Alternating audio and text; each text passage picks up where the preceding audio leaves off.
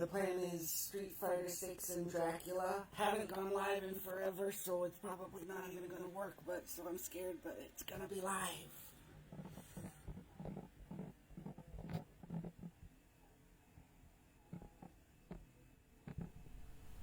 In a world where chaos reigns and connections seem fleeting, one visionary endeavor seeks to bring us all together. Zen Theatre live after dark. Harnessing the transformative power of artificial intelligence, the timeless charm of radio theater, the wisdom of books, and the excitement of video games. Zen Theatre Live After Dark illuminates the path to enlightenment and fosters a sense of unity among its audience. Through this unique fusion of storytelling and interactive experiences, we aim to nurture personal growth, improve learning, and inspire a peaceful existence. Guided by your obedient servant, Sebastian Saint Serapian Smalls, we embark on a journey of self-discovery. But where do we begin? Begin by simply listening, slow down, see just how peaceful today can be. Together, we shall create a harmonious community, bound by shared passions and a desire to elevate the human experience. Sebastian Saint Serapian Smalls will be there, to the end of the line, my Valentine, guiding you on this journey towards a more serene and enlightened tomorrow. Catch you guys on the flip side.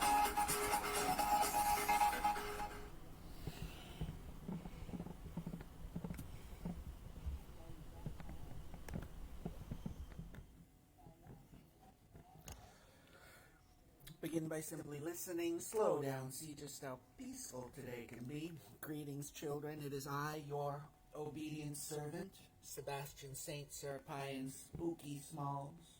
You're killing me, Smalls. Vincent twice. You can always call me Bennett. The plan for this one is basically Dracula and Street Fighter 6, and I haven't streamed a game in so long, I don't know if this will work. I don't know if you can hear me right now. I don't know anything. So, thanks so much for swinging by. Wish us luck.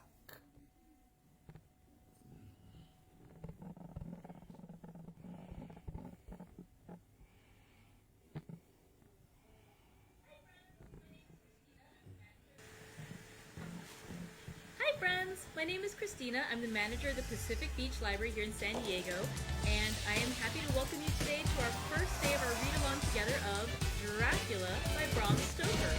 Dracula was originally published in 1897 by Bram Stoker, and in a fun little bit of trivia, he was born in 1847, which is the same year that Jane Eyre was published. That was the first book that we read aloud together back starting in April. And so for those of you who've been with us from the beginning, we're kind of coming full circle. We're reading a book that was published by somebody who grew up in the time of Jane Eyre, and so now we have Dracula. This one is an interesting read. And they are organized as journal entries. And I'm trying to make up my mind if I want to actually, because I've never read this book before, I think I'm going to try to not read too far ahead and maybe see if we can actually get the experience of reading it together for the first time. Also, by the way, if anyone would like to comment as to whether you've read the book before, I think that would be interesting. So yeah, if you want to comment and let us know if you've read this before or if it's your first time, that would be great. Usually for these read-alouds, in case there's anybody new, I call the group Tea with Dracula. Street Fighter 6. So I usually start out with a little tea to enjoy during my read. Sorry, it disconnected for a second. Today's tea that I'm drinking is a blood orange tea. Very appropriate since we're reading Dracula. And actually, though, I finished off my tin of blood orange, so I'm going to have to buy some more loose leaf blood orange tea, or see about finding some other bright red teas. Sorry about that. My connection has gone out twice today. It's an interesting day, but it's okay. like Dracula, we will rise again. Alright, so let's try this blood orange tea.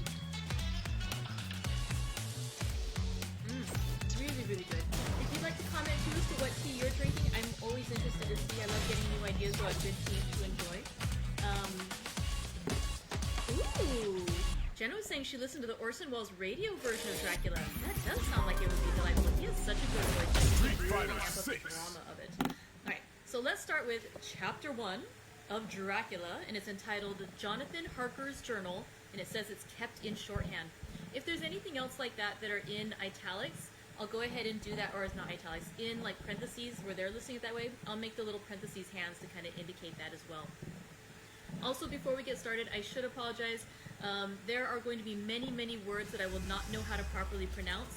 I'm going to do my best and go through them, and I will try to be consistent in how I pronounce / mispronounce.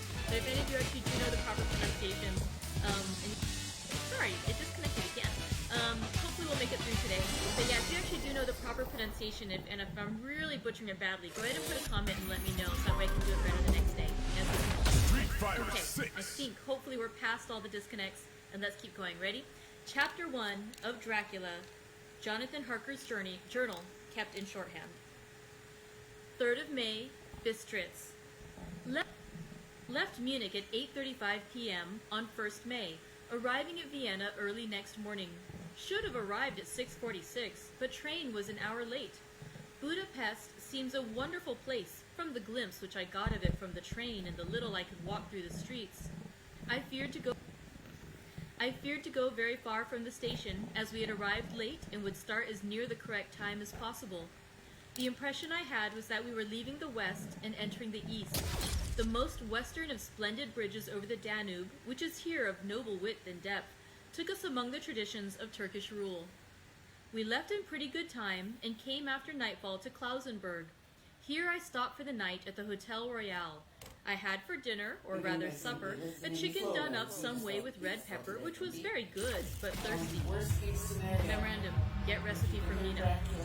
I asked the waiter, and he said it was called paprika Händel, and that, as it was a national dish, I should be able to get it anywhere along the Carpathians.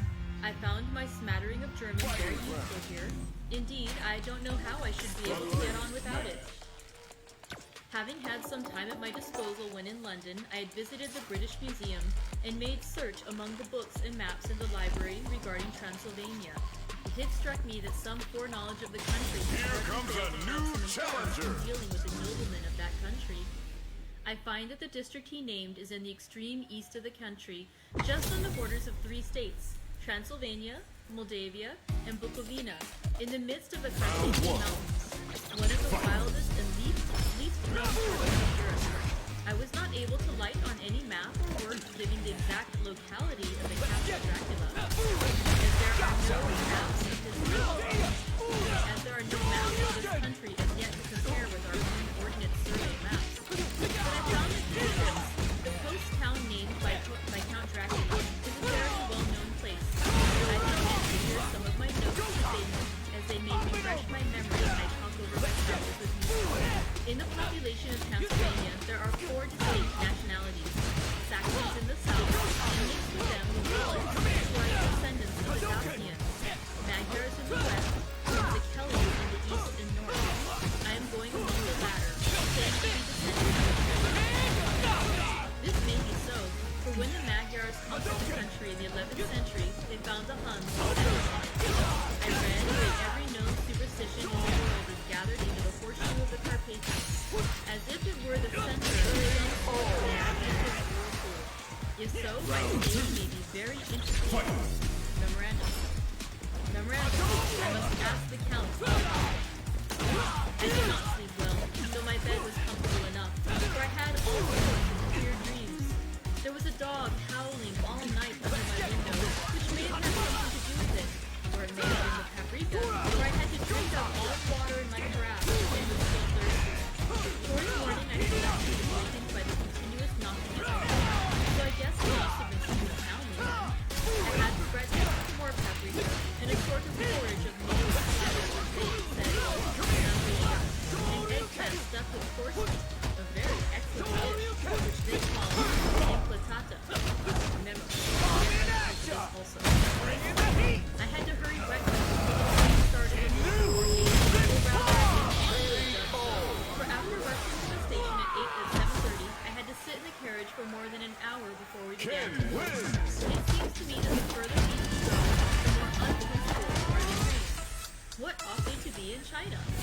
All day long we seemed to dawdle through a country which was full of beauty of every kind.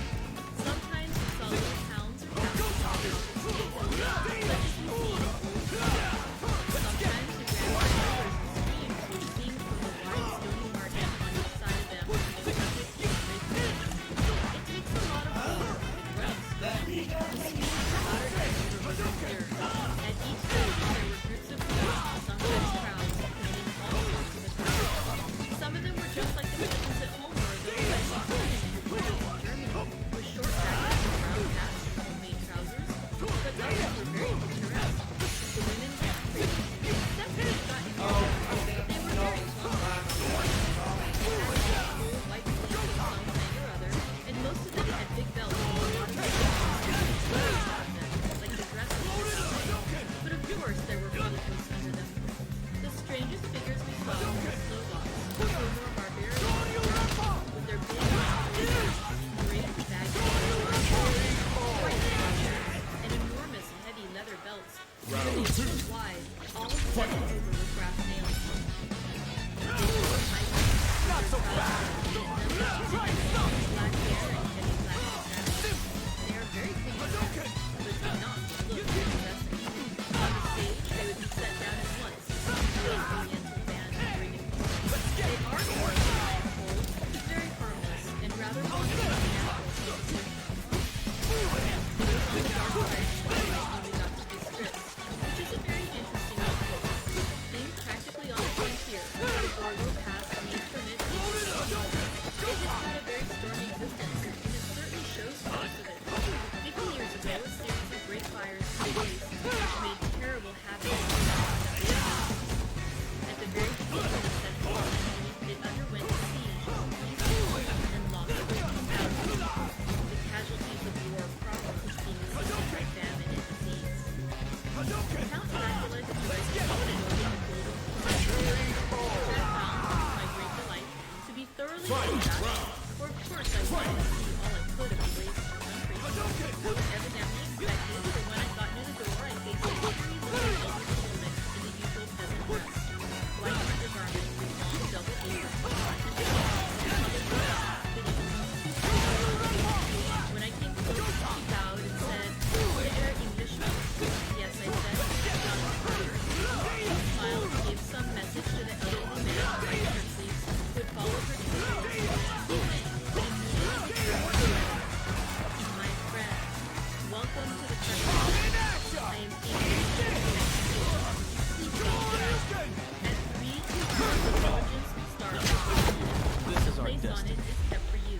At the point my parents will await you and will bring you to me. Trust that your journey to London has been a happy one, and that you will enjoy your stay in my beautiful land. Your friend, Dracula. I found that my landlord had got a letter from the Count, directing him to secure the best service for me, but on making inquiries as to details, he seemed somewhat reticent, pretending that he did not understand my German. This was not true, because up to then he had understood it perfectly. At least he answered my questions exactly as if he did. He and his wife, the old lady who had received me, looked at each other in a frightened sort of way. He mumbled out that the money I had been sent in a letter. He mumbled out that the money had been sent in a letter, and that was all he knew. When I asked him if he knew Count Dracula and could tell me anything of his castle, both he and his wife crossed themselves and, saying that they knew nothing at all, simply refused to speak further. It was so near the time of starting that I had no time to ask anyone else, for it was all very mysterious and not by any means comforting. Just before I was leaving, the old lady came up to my room and said in a very hysterical way, "Must you go?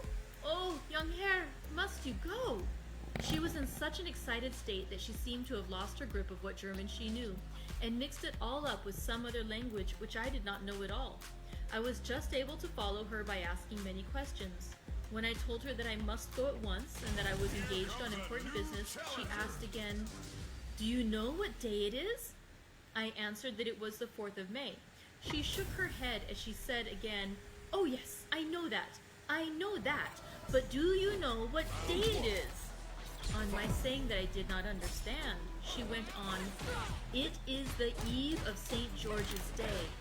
Do you not know that tonight, when the clock strikes midnight, all the evil things in the world will have full sway? Do you know where you are going and what you are going to?" She was in such evident distress that I tried to comfort her, but without effect. Finally, she went down on her knees and implored me not to go, at least to wait a day or two before starting. It was all very ridiculous, but I did not feel comfortable. However, there was business to be done, and I could allow nothing to interfere with it. I therefore tried to raise her up and said, as gravely as I could, that I thanked her, but my duty was imperative and that I must go. She then rose and dried her eyes, and taking a crucifix from her neck, offered it to me.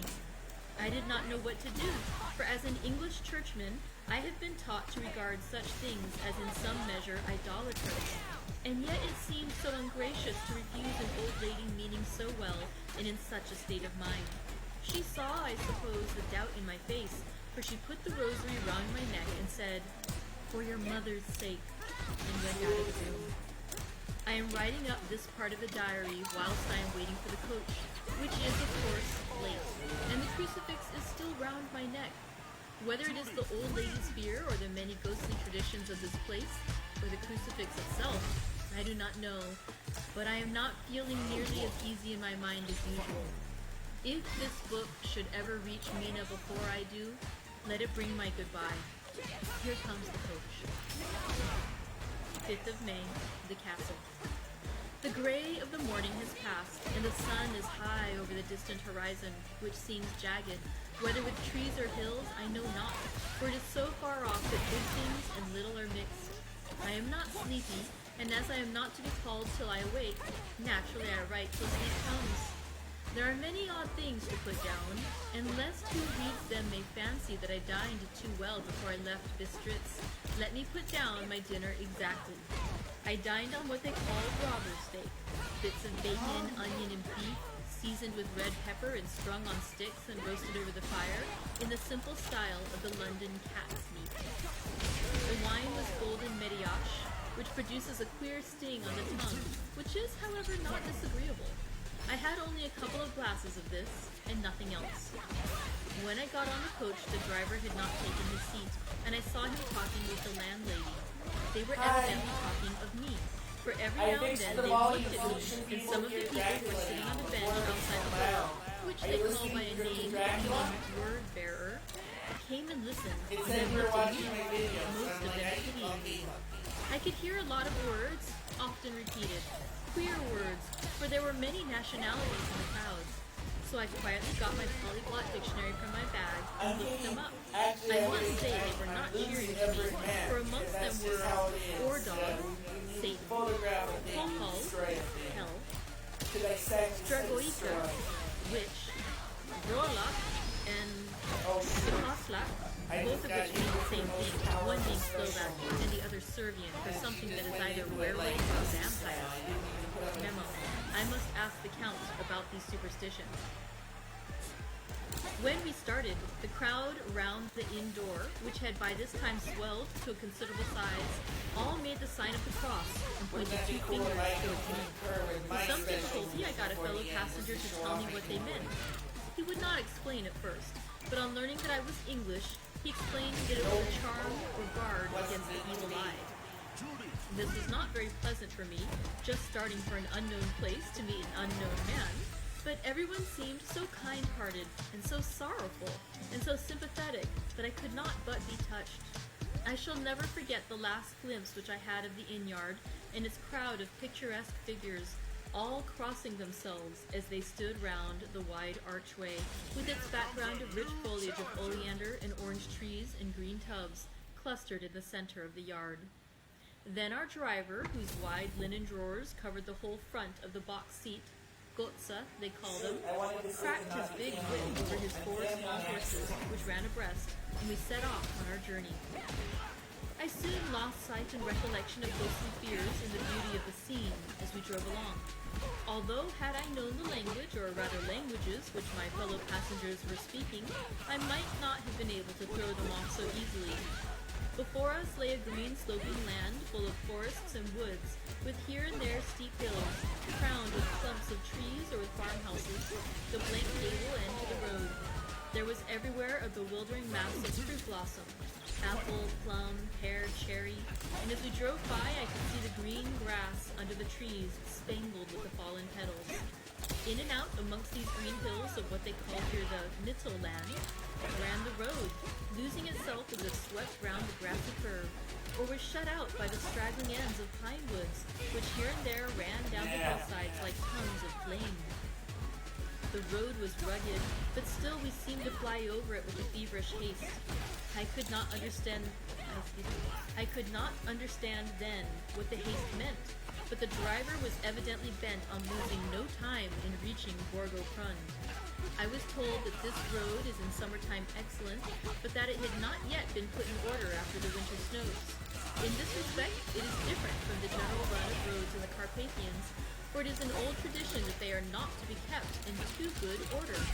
Of old, the hospodars would not repair them, lest the Turk should think that they were preparing to bring in foreign troops, and so hasten the war which was always really at loading point. Beyond the green swelling hills of the Mittel land rose mighty slopes of forest up to the lofty steeps of the Carpathians themselves. Right and left of us they towered, with the afternoon sun falling full upon them and bringing out all the glorious colors of this beautiful range, deep blue and purple in the shadows of the peaks, green and brown where grass and rock mingled, and an endless perspective of jagged rock and pointed crags, till these were themselves lost in the distance, where the snowy peaks rose grandly. Here and there seemed mighty rifts in the... Sorry, it disconnected. Let's read that sentence again. Here and there seemed mighty rifts in the mountains, through which, as the sun began to sink, we saw now and again the white gleam of falling water. One of my companions touched my arm as we swept around the base of a hill and opened up the lofty, snow-covered peak of a mountain, which seemed, as we wound on our serpentine way, to be right before us. Look! Easton Sek! God's seat! And he crossed himself reverently. As we wound on our endless way, and the sun sank lower and lower behind us, the shadows of the evening began to creep round us. This was emphasized by the fact that the snowy mountaintops still held the sunset and seemed to glow out with a delicate, cool pink. Here and there we passed Czechs and Slovaks, all in picturesque attire, but I noticed that Guatra was painfully prevalent. By the roadside were many crosses, and as we swept by, my companions all crossed themselves. Here and there was a peasant man or woman kneeling before a shrine, who did not even turn round as we approached, but seemed in the self-surrender of devotion to have neither eyes nor ears for the outer world. There were many things new to me, for instance, hay ricks in the trees, and here and there very beautiful masses of weeping birch, their white stems shining like silver through the delicate green of the leaves. Now and again we passed a later wagon, the ordinary peasant's cart, with its long, snake-like vertebrae, calculated to suit the inequalities of the road.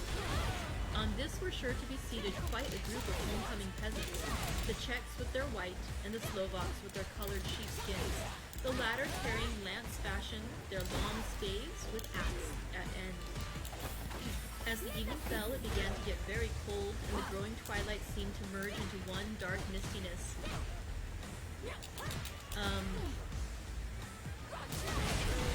As the evening fell, it began to get very cold, and the growing twilight seemed to merge into one dark mistiness. The gloom of the trees, oak, beech, and pine, though in the valleys which ran deep between the spurs of the hills, as we ascended through the pass, the dark firs stood out here and there against the background of late-lying snow.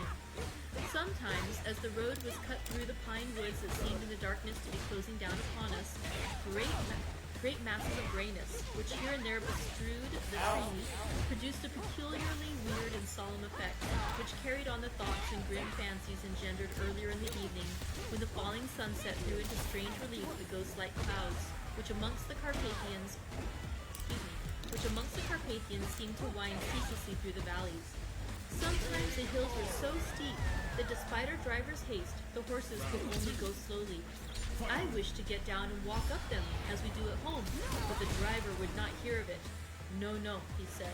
You must not walk here. The dogs are too fierce.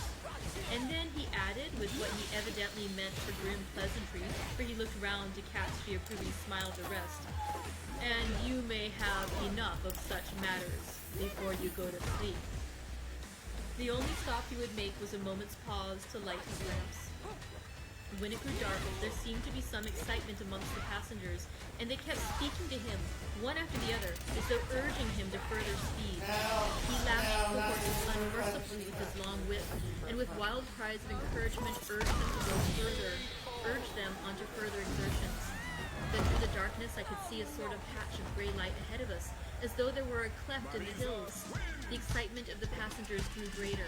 The crazy coach rocked on its great leather springs and swayed like a boat tossed on a stormy sea. I had to hold on. The road grew more level, and we appeared to fly along. Then the mountains seemed to come nearer to us on each side, to frown down upon us. We were entering on the Borgo Pass. One by one, several of the passengers offered me gifts, which they pressed upon me with an earnestness which would take no denial. These were certainly of an odd and varied kind, but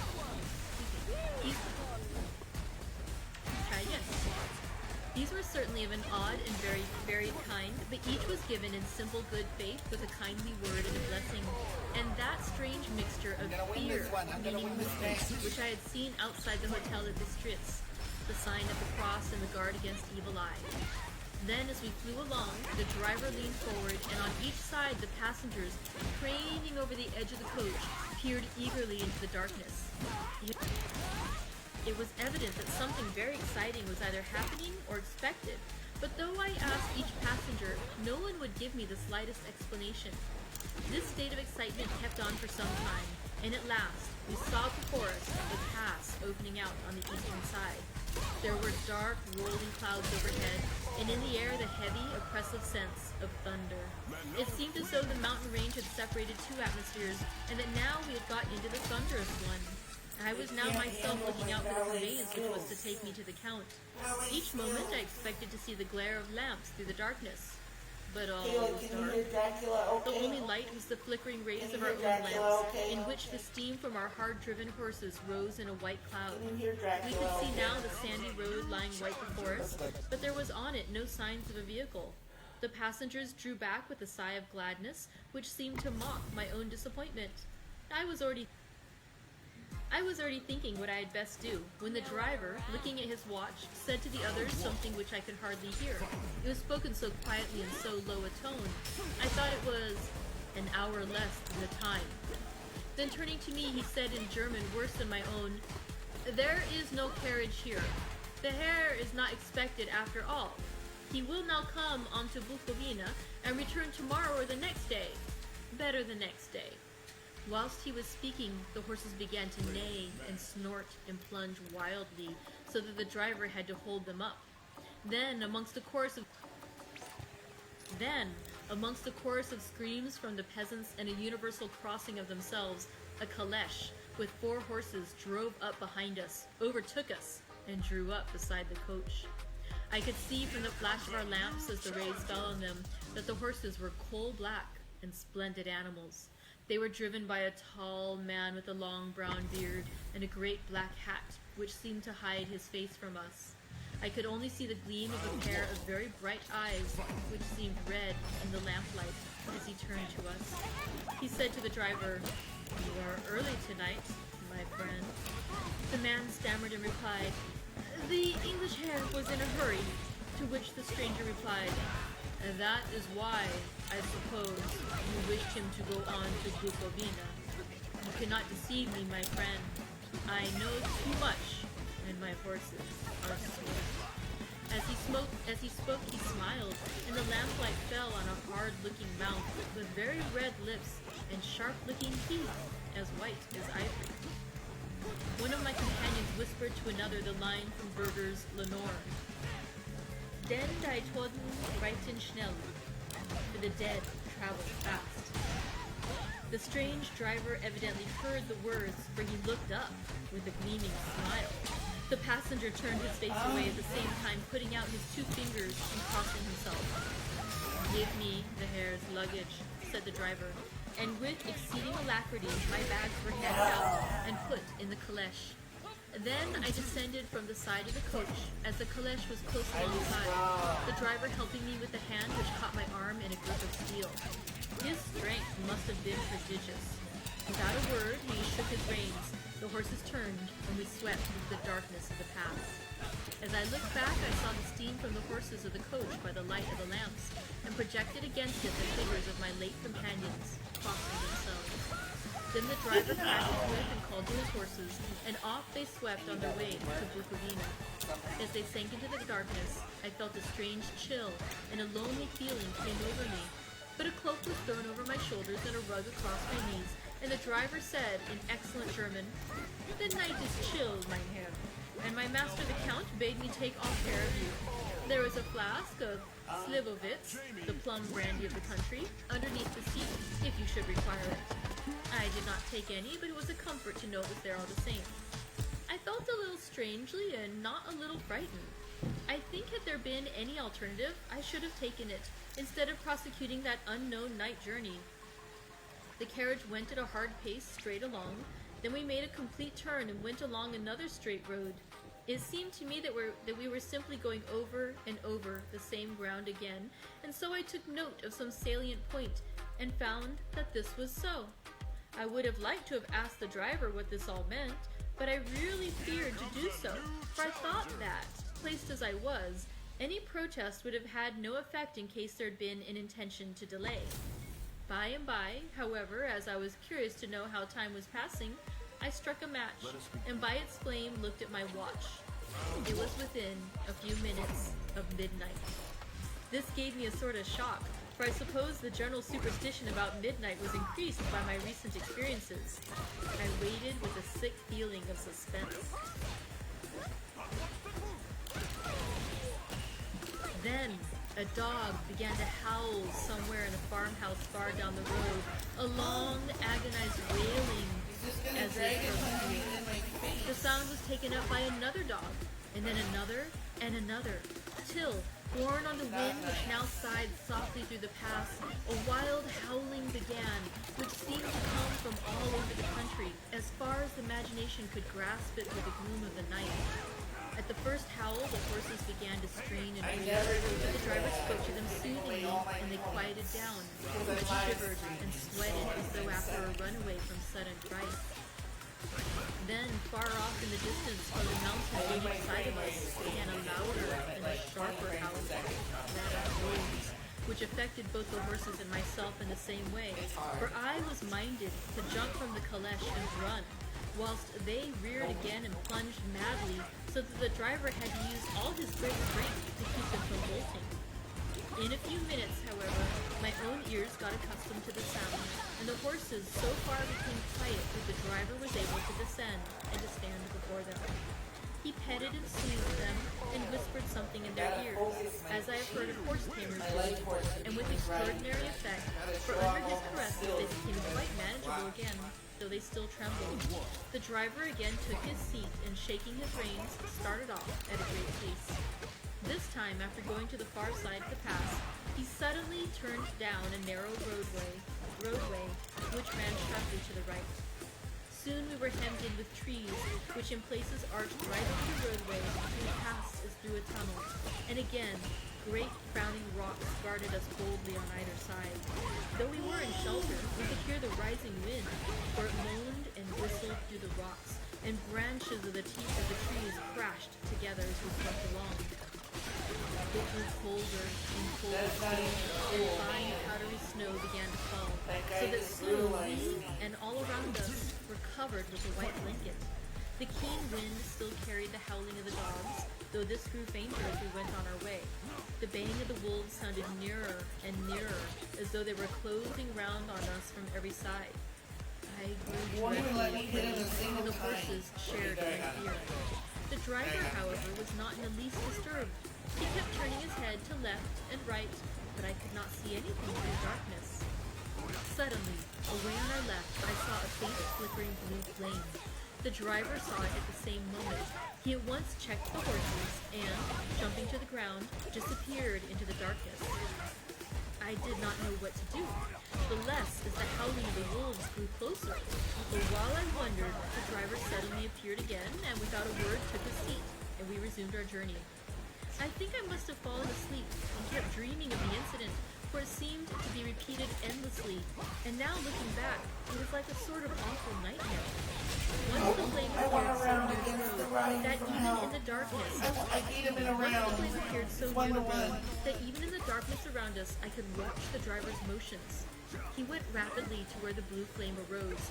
It must have been very faint, for it did not seem to illumine the place around it at all, and gathered a few stones, formed them into some device. Once there appeared a strange optical effect. When he stood between me and the flame, he did not obstruct it, for I could see its ghostly flicker all the same. This startled me, but as the effect was only momentary, I took it that my eyes deceived me straining through the darkness. Then for a time there were no blue flames, and we sped onwards through the gloom, with the howling of the wolves around us, as though they were following in a moving circle. At last there came a time when the driver went further afield than he had yet gone, and during his absence the horses began to tremble worse than ever, and to snort and scream with fright. I could not see any cause of it, for the howling of the wolves had ceased altogether. But just then the moon, sailing through the black clouds, appeared behind the jagged crest of a beetling, pine-clad rock, and by its light I saw around us a ring of wolves with white teeth and lolling red tongues, with long, sinewy limbs and shaggy hair. They were 100 times more terrible in the grim silence which held them than even when they howled. For myself, I felt a sort of paralysis of fear. It is only when a man feels himself face to face with such horrors that he can understand their true import. All at once, the wolves began to howl as though the moonlight had had some peculiar effect on them. The horses jumped about and reared and looked helplessly round with eyes that rolled in a way painful to see, but the living ring of terror encompassed them on every side, and they had perforce to remain within it. I called to the coachman to come, for it seemed to me that our only chance was to try to break out through the ring, and to aid his approach I shouted and beat the side of the caleche, hoping by the noise to scare the wolves from the side so as to give him a chance of reaching the trap. How he came there I know not, but I heard his voice raised in a tone of imperious command, and looking towards the sound, saw him stand in the roadway. As he swept his long arms, as though brushing aside some impalpable obstacle, the wolves fell back, and back further still. Just then a heavy cloud passed across the face of the moon, so that we were again in darkness. When I could see again, the driver was climbing into the caleche, and the wolves disappeared. This was all so strange and uncanny that a dreadful fear came upon me, and I was afraid to speak or move. The time seemed interminable as we swept on our way, now in almost complete darkness, for the rolling clouds obscured the moon. We kept on ascending, with occasional periods of quick descent, but in the main always ascending. Suddenly I became conscious of the fact that the driver was in the act of pulling up the horses in the courtyard of a vast ruined castle, from whose tall black windows came no ray of sunlight, and whose we cannot let it interrupt us in the last sentence.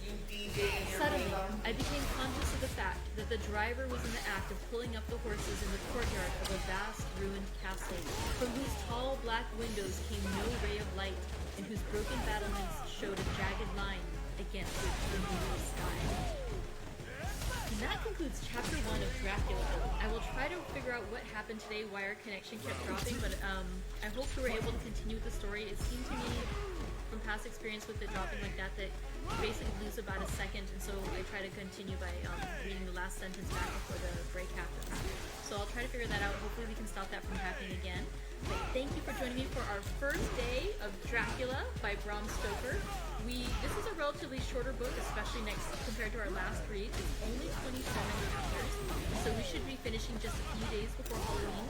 My goal is to just read one chapter a day, so again, we can stretch this out to as close to Halloween as possible. But thank you for joining me for chapter 1 as Jonathan Harker journeys on his way to the home of Count Dracula. We'll find out what happens more when he arrives there. We'll continue tomorrow's reading. So thank you very much. I look forward to reading more with you. enjoy the rest of your day. Of course he did that. Have some orange tea. Take care. Bye-bye. Hello everyone, welcome back. I'm Christina, the manager at the Pacific Beach Library, and I'm happy to join you for day 2 of our read-along together of Dracula by Bram Stoker. Yesterday we just read one chapter. We're going to just read one chapter every day. We're going to be able to space this one out nicely to take us over really close to Halloween. And so I thought we'll start by enjoying I get it with my most powerful today's move. tea. It's So called Berry Blossom. As you can see, it's another beautiful blood red kind of tea. see how I Oh, do. good to see you. Let me go ahead and press this one down. Not easy. I hope you guys are enjoying something wonderful today. I hope your day is going beautifully. Let's see. How's my day been going so far? I think it's been good. It's weird how the days sort of blur into each other, but yeah, it's been a nice day so far. And of course, better now that we're reading together. Wants to eat me again. Huh? I like this one a lot. The berry flavor just, again, adds that illusion of sweetness, even though it's, not sugared at all. I haven't added any sugar to it, but it has that just sweet flavor because of the fruit. It's really a lovely tea. Okay, so let's let that one get cool, and we'll talk a little bit about what happened in Chapter 1 of Dracula. I did want to show you, though, a couple of extra editions. One of my coworkers brought in 2 of her editions from home, but of course one of them I left with her. I'm just going to share, this is another one that we had on our shelf here at the library, just in our paperback classics section. But again, a couple little illustrations. One of the other ones that my coworker brought in, of course I don't have it with you, so I can't show you, but it was beautiful. It had every chapter heading was written in blood red, and so that was nice. But this is the beautiful one. This is the the new annotated edition of Dracula, edited by Leslie S. Klinger. It is stunning. Oh no, we just had a little disconnect. I hope this isn't like yesterday where we get disconnected several times. But let's hope for the best. I'm a little tempted to start over because I think I identified yesterday as published, but I might have just forgotten to fix it. So let's hope. Let's keep going. We just got one more chapter of this, and then if it does keep disconnecting today, I really will try to fix it by now. Sorry. So I was going to say, this beautiful annotated edition, it is stunning. And what's interesting about it is it takes, let's just take a look at chapter 1. For this first section of chapter 1, what we read yesterday, here's the first couple of paragraphs, like the first 2.5 paragraphs. It goes through 17 footnotes, which on the other half of the page, it gives the first half of one footnote. And then it has a full nother. Oh dear, I went too far. There's a full nother 1, 2, 3, 4, 5, 6 more pages of annotations and footnotes just explaining how the different bits about what was mentioned in those 2.5 paragraphs. So he's still trying to win. Really rich description. I was telling Rebecca, my coworker who brought this in, that what I think I'm going to try doing is reading over the chapter with you in the standard form, and then going back and reviewing the annotated edition. Sorry, the disconnects are really annoying. To see if there's anything in particular that we need to add in to explain. So let's go ahead and do a quick review of yesterday's reading, and if there's anything special from the annotation, I'll go ahead and share that with you as we go. So basically, in chapter 1, it was taken from Jonathan Harker's journal. Jonathan Harker is our original narrator here in the book. We're going to have multiple narrators because the entire book is actually told from the it's framed as being excerpts from various characters' journals or diaries or even newspaper articles. So therefore, we are getting multiple narrators, each sharing their perspective on the story. And again, we have to keep in mind too how truthful they may or may not be being as we go along. Because again, Jonathan Harker is our first narrator, and we can only hope he's being as honest and forthright in his account as he can be. So it starts out with Jonathan Harker is on his way. He's an attorney. He's English. He's on his way to visit a client in Transylvania. This client is named Count Dracula, and he has instructions to stay in a town in Bistritz, and then he's going to catch the conveyance that will take him over to Castle Dracula the following day.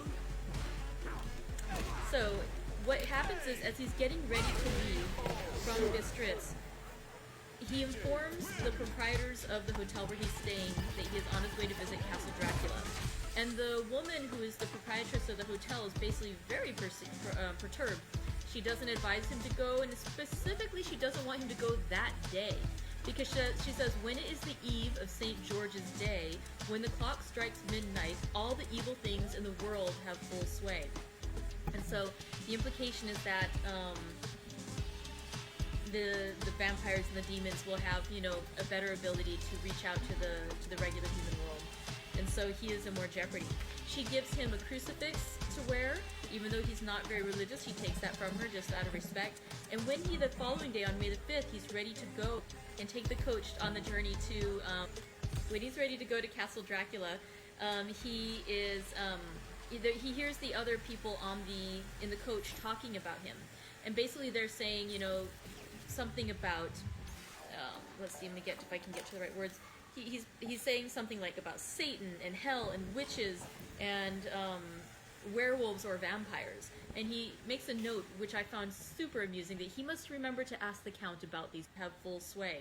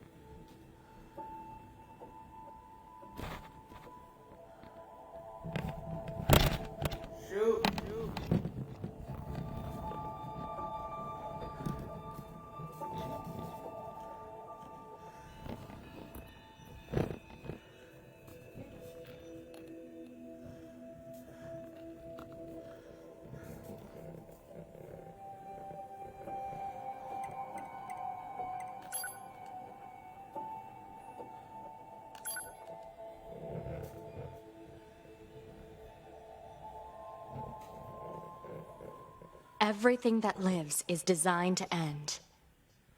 We are perpetually trapped in a never-ending spiral of life and death. Is this a curse? Or some kind of punishment? I often think about the god who blessed us with this cryptic puzzle, and wonder if we'll ever have the chance to kill him.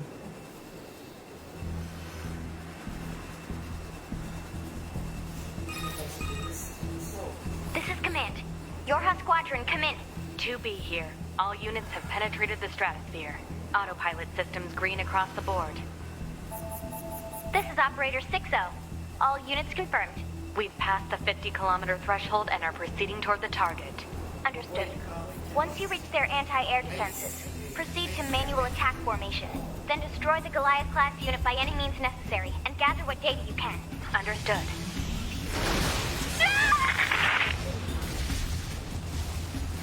12H down. All units activate manual mode and rely on visuals to evade. Already engaged. Free movement unlocked. Origin point of long-range lasers confirmed.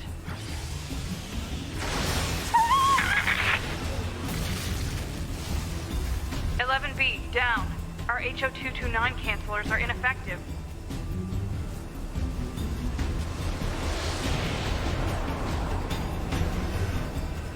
Alert. Enemy unit sighted ahead. Requesting permission to engage. Permission granted.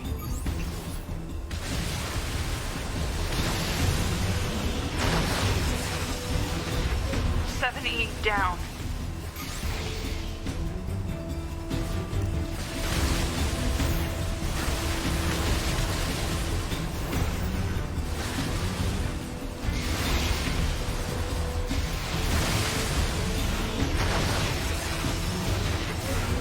Down. Assuming captain's duty.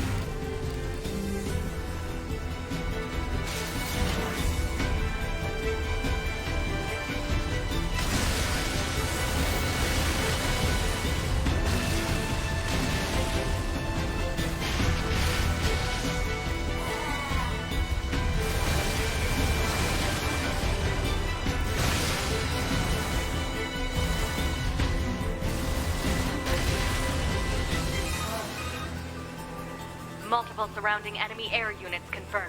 Requesting permission to assume mobile configuration. Permission granted.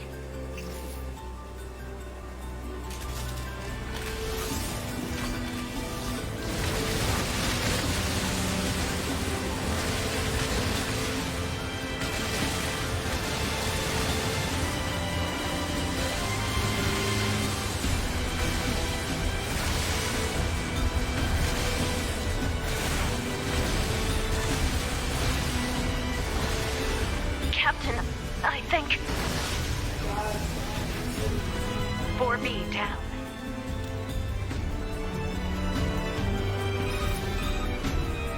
"2B to Operator 6-0. All Allied units down. The operation is compromised. Awaiting further orders. Operator to 2B. We need you to rendezvous with Unit 9S and begin gathering data on the local terrain. Understood.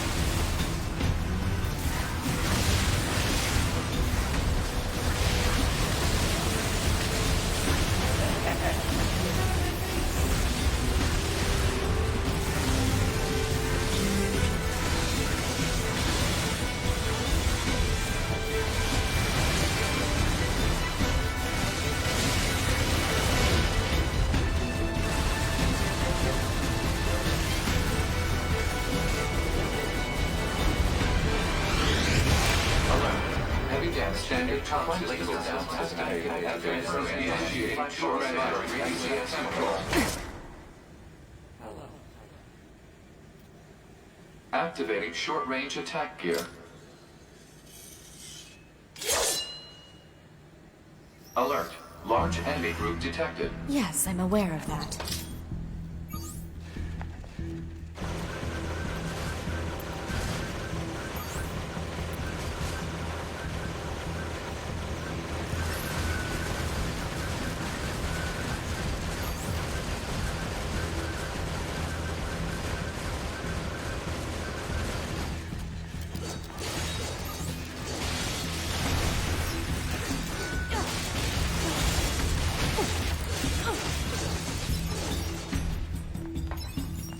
Give me your bits.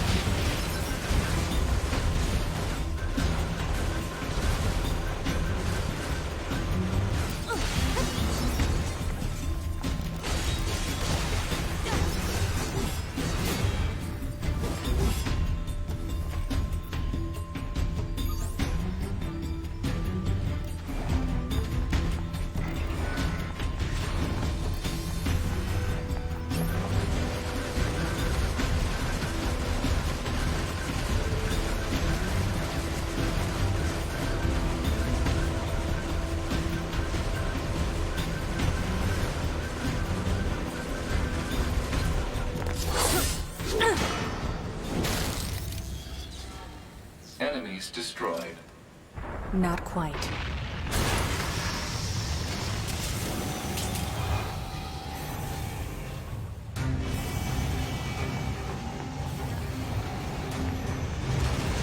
that our target? Negative. This enemy is unrelated. Proposal. Dispatch it as swiftly as possible. You don't say.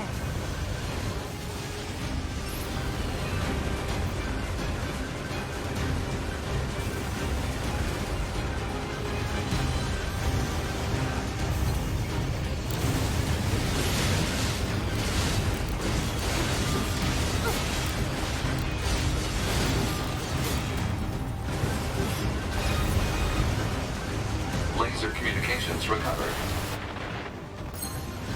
Tony, I'm transmitting your pod program.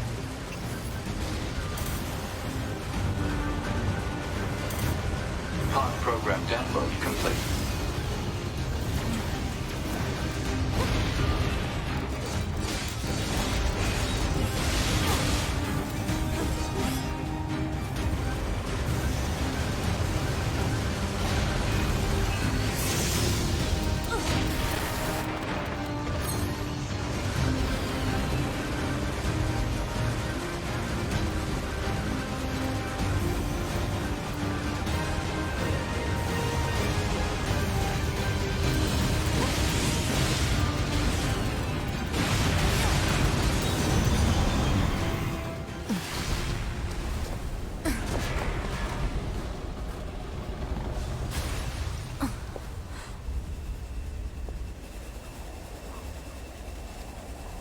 Better make sure he's actually dead next time.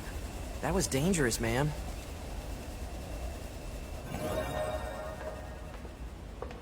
You're 2B, right? My name's 9S. I'm here to provide support. Copy that. So, was that big old buzzsaw the Goliath you came here to take out? No, just another defensive system. Oh, well, I guess we have to find the target then, huh? I've got a flight unit, so I'll take a look around the perimeter. All right, I'll work my way inside from the ground. And so the implication is that the vampires and the demons will have, you know, a better ability to reach out to the regular human world. And so he is in more jeopardy.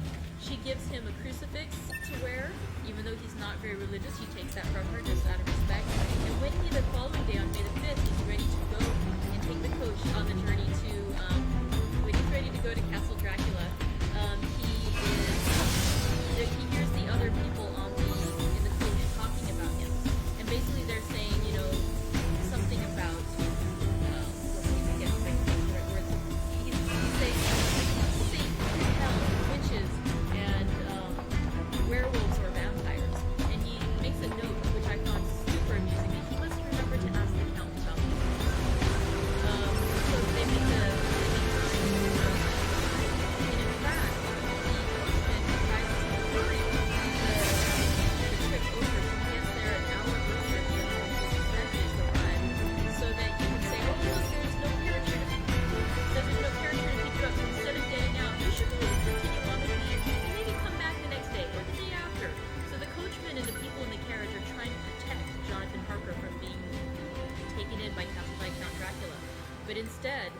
carriage shows up, and the carriage is driven by a driver who is quite dramatic in his appearance. He has a hard-looking mouth, very red lips, and sharp-looking teeth as white as ivory. Dun, dun, dun. And so this driver takes in Jonathan Harker, and they begin driving. On their way to Castle Dracula, they actually, it's kind of weird, they kill time for a while driving around, and they see blue lights in the distance. The driver gets out and he goes and does something, and then he comes back. Now, what the annotated edition says, and again, what it implies is that there's a superstition that on this night, after midnight, there are treasures that appear and they can be illuminated by blue lights. And after midnight, they can be taken by creatures of evil, versus before midnight, the treasures, the hidden treasures that only appear twice per year, could only be taken by creatures of good. And so the implication is that Dracula is actually searching out treasures. And so finally, as they're heading back, they hear the sounds of dogs and then wolves howling in the night. And Jonathan Harker is quite frightened by this. And finally, they're able to beat them away. And actually, the driver is swept out his long arms as though brushing aside some improbable obstacle. The wolves fell back and back further still. So again, the implication is that the driver, you can probably guess it's not Dracula, but we're not certain yet. This driver has the ability to drive back the wolves. He has some control over them. Finally, they head on back. They head over to the castle. And so now we're going to continue with Chapter 2, which is a continuation of Jonathan Harker's journal. All right.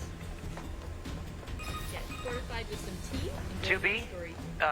Ma'am? What is it? Chapter I was 2, going to send you the map data I collected earlier. Chapter 2, Jonathan Harker's journal, continued. 5 May. I must have been asleep, for certainly if I had been fully awake, I must have noticed the approach of such a remarkable place. In the gloom, the courtyard looked of considerable size, and as several dark ways led from it under great round arches, it perhaps seemed bigger than it really is. I have not yet been able to see it by daylight. When the caleche stopped, the driver jumped down and held out his hand to assist me to the light. Again, I could not but notice his prodigious strength. His hand actually seemed like a steel vice which would crush mine if he had chosen. Then he took my traps and placed them on the ground beside me as I stood close to a great door, old and studded with large iron nails, and set in a projecting doorway of massive stone. I could see even in the dim light that the stone was massively carved, but that the carving had been much worn by time and weather. As I stood, the driver jumped again into his seat and shook the reins. The horses started forward, and traps and all disappeared down one of the dark openings. I stood in silence where I was, for I did not know what to do. Of bell or knocker there was no sign. Through these frowning walls and dark window openings, it was not likely that my voice would penetrate. The time I waited seemed endless. Exit and confirmed closed. So open it. Negative. Nearby enemies are jamming our signal. Nothing's ever easy. What sort of grim adventure was it on which I had embarked? Was this a customary incident in the life of the solicitor's clerk, sent out to explain the purpose of a London estate to a foreigner? Solicitor's clerk. Mina would not like that. Solicitor. For just before leaving London, I got word that my examination was successful, and I am now a full-blown solicitor. I began to rub my eyes and pinch myself to see if I were awake. It all seemed like a horrible nightmare to me, and I expected that I should suddenly awake and find myself at home, with the dawn struggling in through the windows, as I had now and again felt in the morning after a day of overwork. But my flesh answered the pinching test, and my eyes were not to be deceived. I was indeed awake and among carpe diems. All I could do now was to be patient and to wait the coming of the morning. Just as I had come to this conclusion, I heard a heavy step approaching behind the great door and saw through the chinks the gleam of a coming light. Then there was the sound of rattling chains and the clanking of massive bolts drawn back. A key was turned with a loud grating noise of long disuse, and the great door swung back.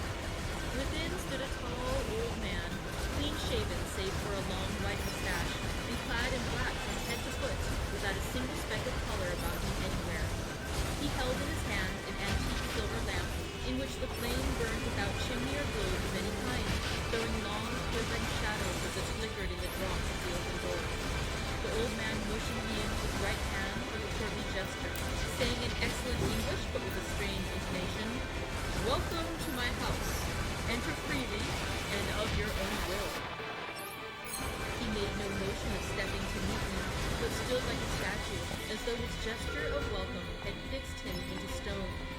The instant, however, that I stepped over the threshold, he moved impulsively forward. You know, and ma'am, holding out his hand, I'm glad you're grasped here. mine with a Why? strength which made me Scanners wince, like me an mostly effect work which was alone. not lessened by the Scouting fact out that enemy it lines seemed and all as that, cold as ice, I don't usually get a more like partner. the hand of It's a kind of dead fun. than a living Emotions are prohibited. man. Again he said, "Welcome Sorry, to my ma'am. house. And Come another freely. thing, stop Go calling me safely, ma'am. and leave Huh? something of It's the happiness unnecessary. you bring." All right then. The To be strength it of is. the handshake was so much akin to that which I had noticed in the driver, whose face I had not seen, that for a moment I doubted if it were not the same person to whom I was speaking. So to make sure, I said interrogatively, "Count Dracula?" He bowed in a courtly way as he replied, "I am Dracula, and I bid you welcome, Stoker, to my house. Come in. The night air is chill, and you must need to eat and rest." As he was speaking, he took a lamp from a bracket in the wall, and stepping out, took my luggage. He had carried it in before I could forestall him. I protested, but he insisted. "Nay, sir, you are my guest. It is late, and my people are not available. Let me see to your comfort myself." He insisted on carrying my traps along the passage, and then up to a great winding stair, and along another great passage, on whose stone floor our steps ranked heavenward. At the end of this he threw open a hedge door, and I rejoiced to see within a well-lit room in which a table was spread for supper, and on whose mighty hearth the great fire of logs, freshly replenished, flamed and flared. The Count halted, putting down my bags, closed the door, and crossing the room opened another door, which led into a small octagonal room lit by a single lamp, and seemingly without a window of any sort. Passing through this, he opened another door, and motioned me to enter. It was a welcome sight, for here was a great bedroom well lighted and warmed with another log fire, also added to but lately, for the top logs were fresh, which sent a hollow roar of the wide chimney. The Count himself left my luggage inside and withdrew, saying, before he closed the door, "You will need, after your journey, to refresh yourself by making your toilette. I trust you will find all you wish. When you are ready, come into the other room, where you will find your supper prepared." The light and warmth and the Count's courteous welcome seemed to have dissipated all my doubts and fears. Having then reached my normal state, I discovered that I was half famished but comfortable, so making a hasty toilette, I went into the other room. I found supper already laid out. My host, who stood on one side of the great fireplace, leaning against This the place stonework, sure is big. gracefully waved his hand at the table and said, I guess humans used to use it as a weapons factory, but now it's just crawling with machines. The enemy seems to have repurposed the facility to increase their overall machine production. So if we don't destroy it, they'll just keep coming. I handed to him the sealed letter which Mr. Hawkins had entrusted to me. He opened it and read it. Let's go back. I handed to him the sealed letter which Mr. Hawkins had entrusted to me. He opened it and read it gravely. Then, with a charming smile, he handed it to me to read. One passage of it, at least, gave me a thrill of pleasure. "I must regret that an attack of gout, from which malady I am a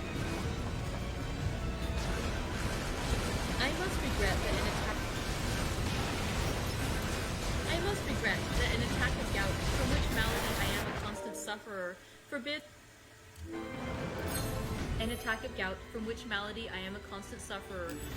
absolutely any traveling on my part for some time to come.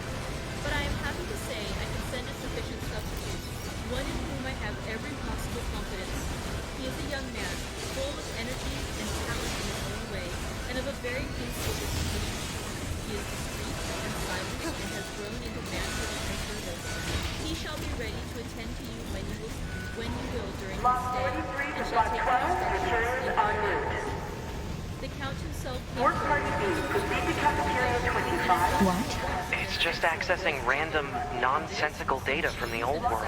There's no actual meaning behind anything machines do. Some cheese and a salad and a bottle of old cocaine, which I did for my supper. During the time I was eating, thank you for another day of hard work. Please back and enjoy the job well done.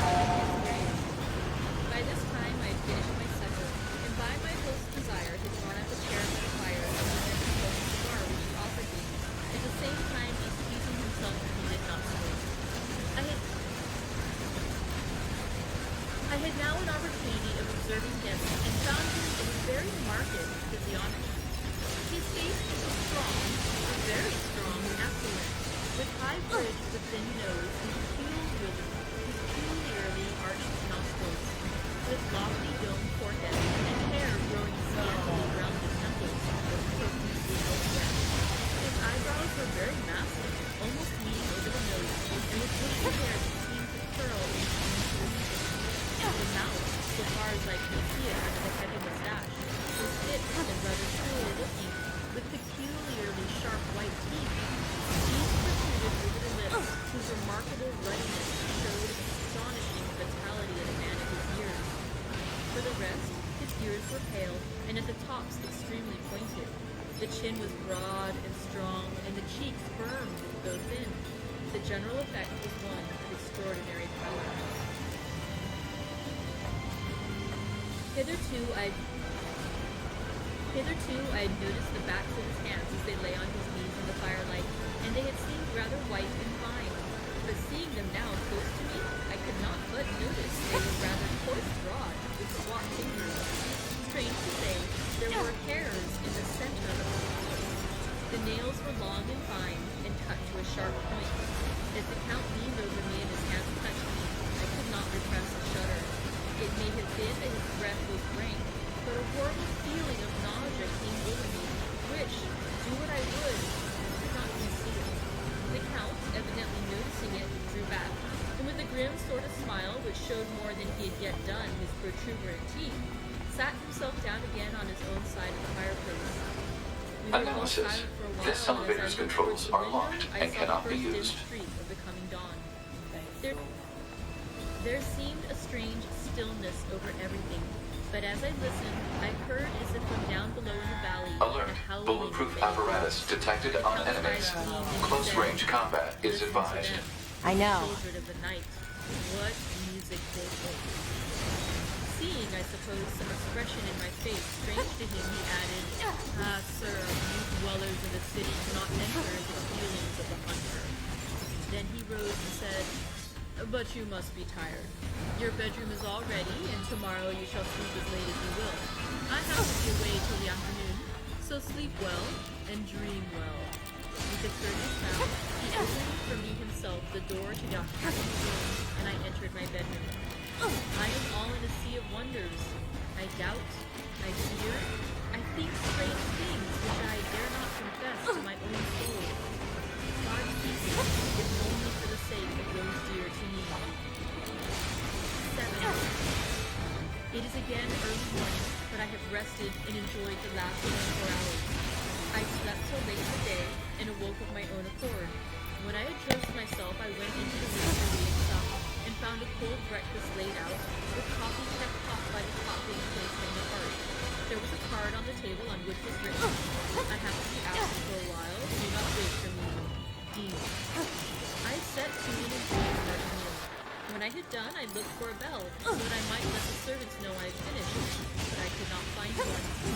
There are certainly odd deficiencies in the house, considering the extraordinary evidences of wealth which are around me. The table service was of gold, and so beautifully wrought that it must be of immense value. The curtains and upholstery of the chairs and sofas and the hangings of my bed are of the costliest and most beautiful fabrics, and must have been of fabulous value when they were made, for they are centuries old, though in excellent order. I saw something like them in Hampton Court, but they were worn and frayed and moth-eaten. But still, in none of the rooms is there a mirror. There is not even a toilette glass on my table, and I had to get the little shave glass from my bag before I could either shave or brush my hair. I have not yet seen a servant anywhere, or heard a sound through the castle except the howling of wolves. Sometime after I finished my meal, I do not know whether to call it breakfast or dinner, for it was between 5 and 6 o'clock when I had it. I looked about for something to read, but I did not like to go about the castle until I had asked without permission. There was absolutely nothing in the room. Books, newspaper, or even writing materials. So I opened another door in the room and found a sort of library. The door opposite mine I tried, but found it locked. In the library I found, to my great delight, a vast number of English books, whole shelves full of them, and bound volumes of magazines and newspapers. A table in the center was littered with English magazines and newspapers. though none I of them surveyed the were of entire very factory, recent date. but couldn't find anything resembling our target. Maybe they, History, I don't know, geography, moved it politics, somewhere? political economy, botany, geology, law. All relating to England and English life and customs and manners.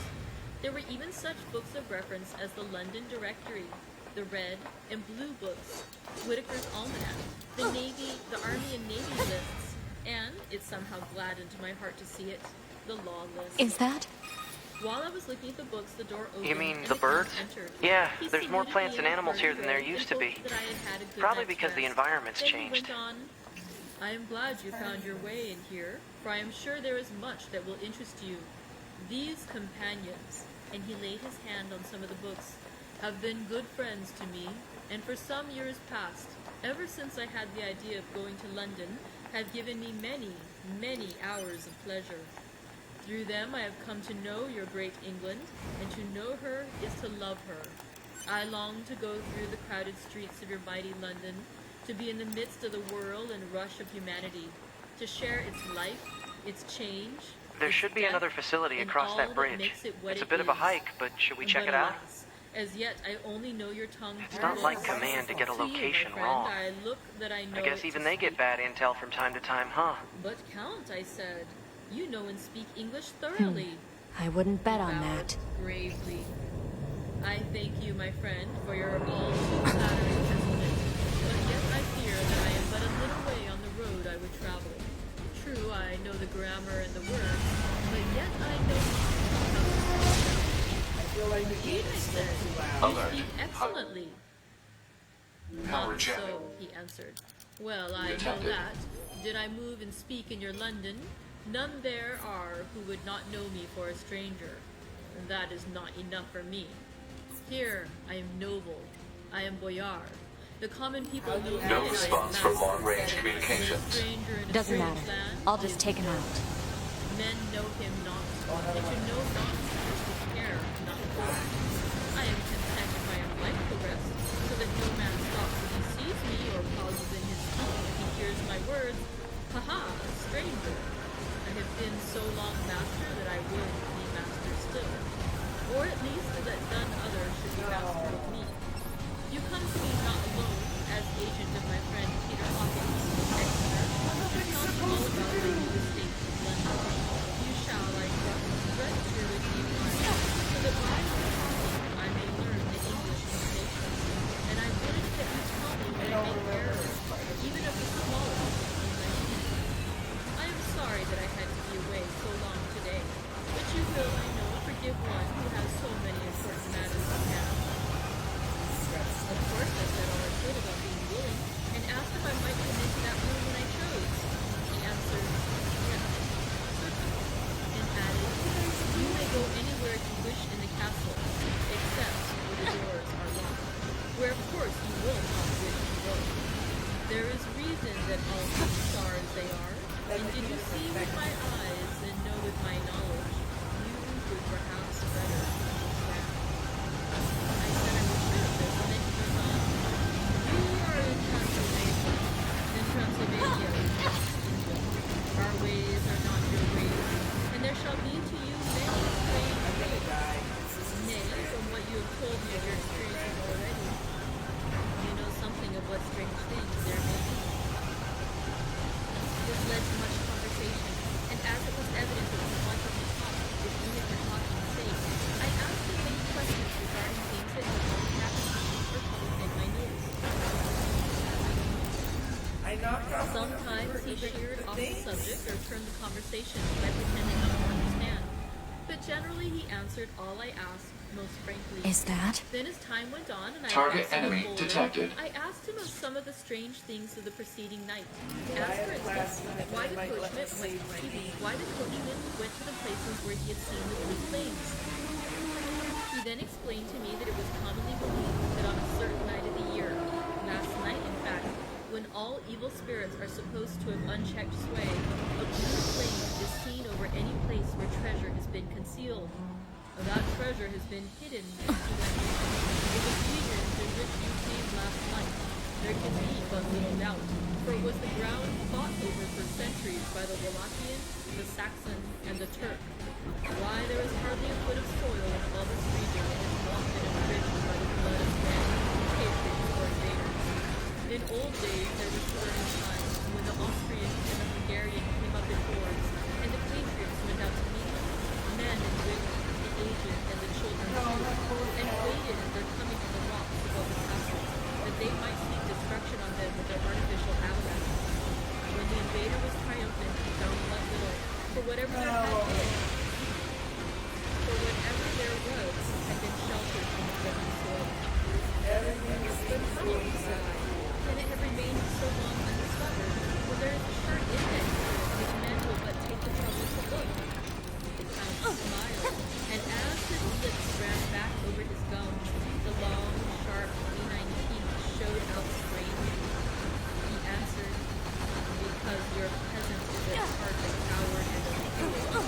Those flames only appear on one night, and on that night, no man of this land will, if he can help it, stir without his doors. And dear sir, even if he did, he would not know what to do. Why, even the peasant that you tell me of who marks the place of the flame. What's your status? This is the target. I'm going to destroy. Right. I'll provide support. Be able to find those places again? Sure, you are right, I said. I know no more than the dead where even to look for them. And he drifted into other matters. Come, he said at last, tell me of London and of the house that you have procured for me. With an apology for my remissness, I went into my own room to get the papers from my bag.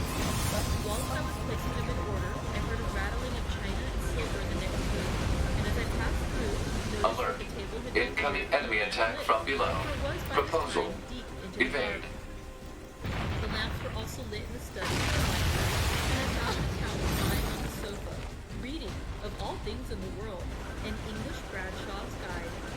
When I came in, he cleared the books and papers from the table, and quickly went reading the facts and papers of all sorts. He was interested in everything, and asked me a myriad questions about the place and its surroundings. He clearly had studied beforehand all he could get on the subject of the neighborhood, for he evidently at the end knew very much more than I did.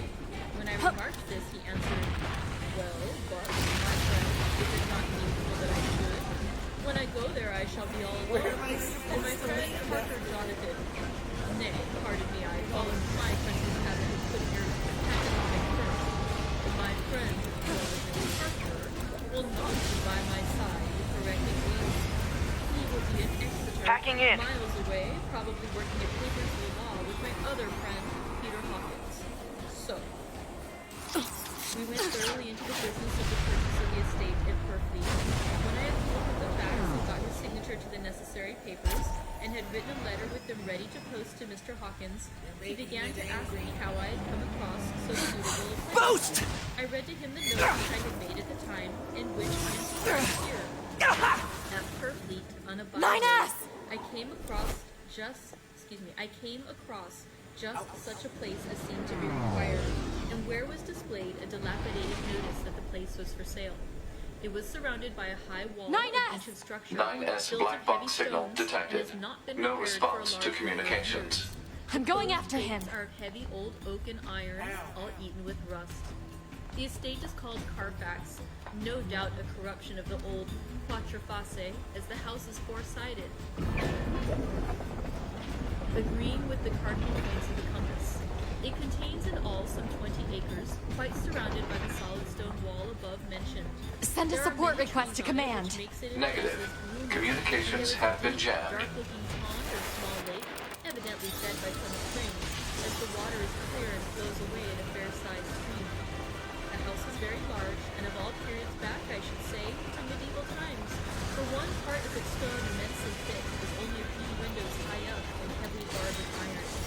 It looks like part of a keep, and is close to an old chapel or church.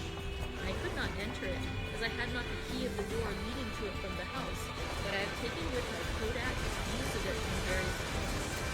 The house had been added to, but in a very straggling way, and I can only guess at the amount of ground it covers, which must be very great. There are but few houses close at hand, one being a very large house only recently added to and formed into a private lunatic asylum. It is not, however, visible from the grounds.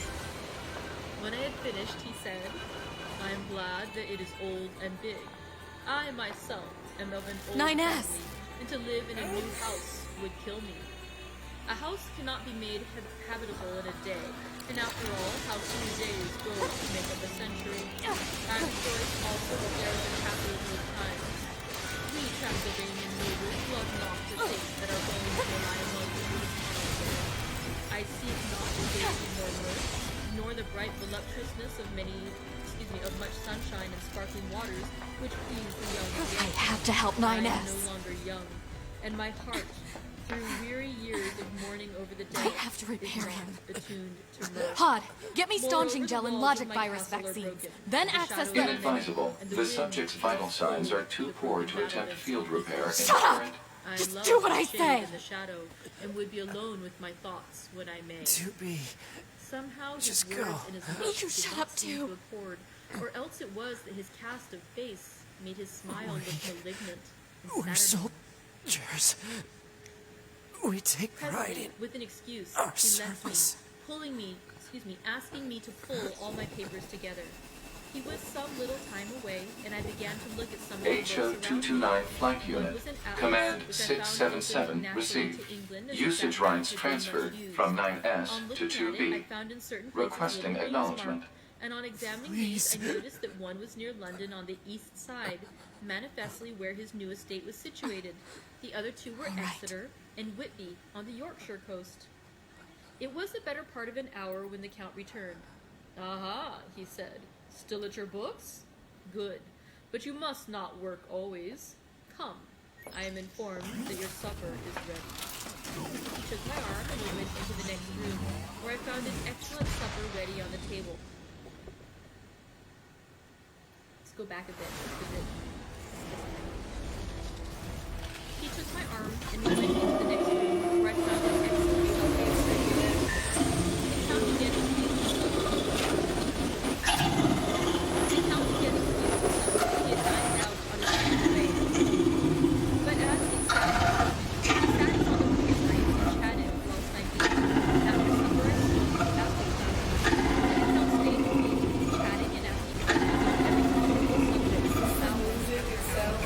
I felt that it was getting very It late, talks? but I did not I didn't know the machines had that kind of intelligence. My host's wishes in every way. I was not sleeping. To be. As the long sleep yesterday, I found a weakness in the target, hacking in to provide support.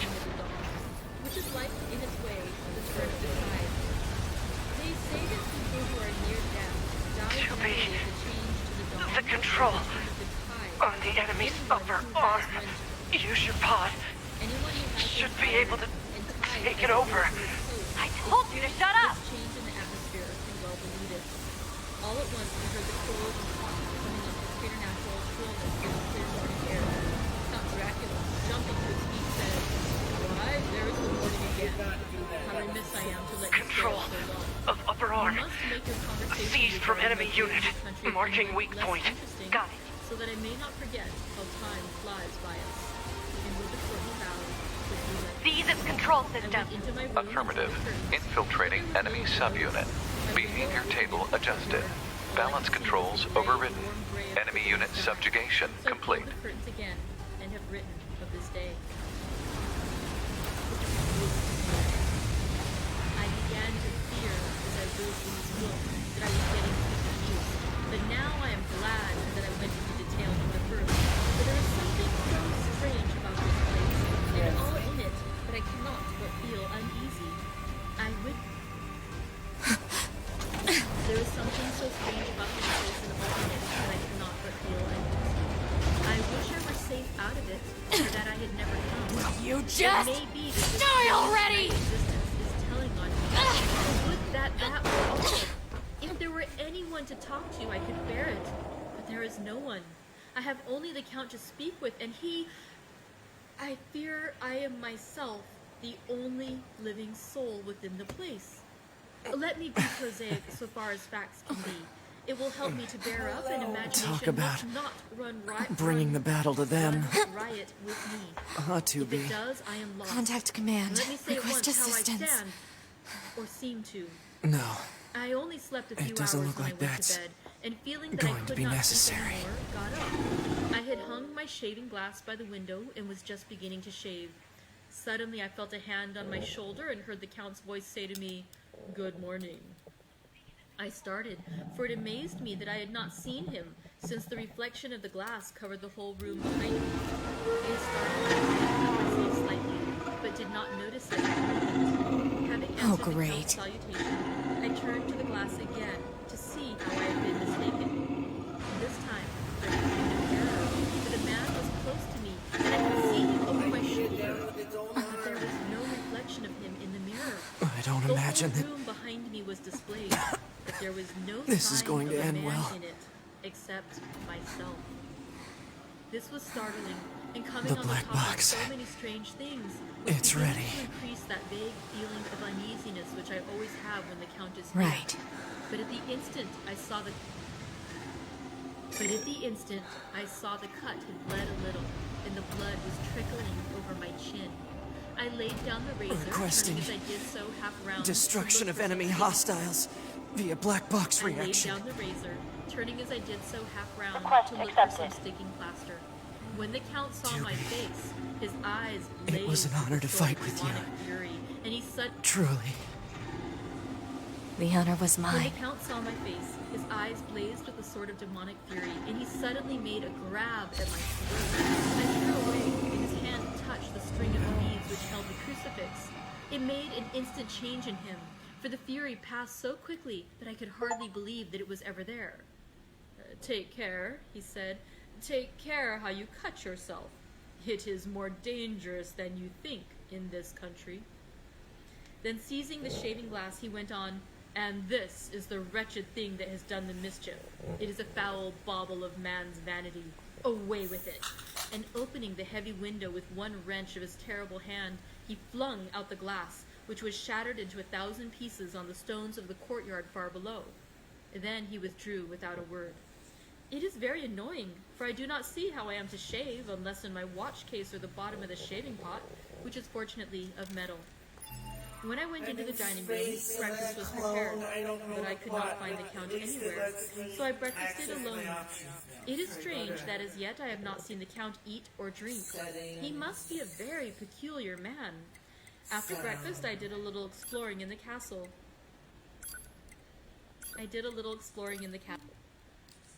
Sorry about all the interruptions.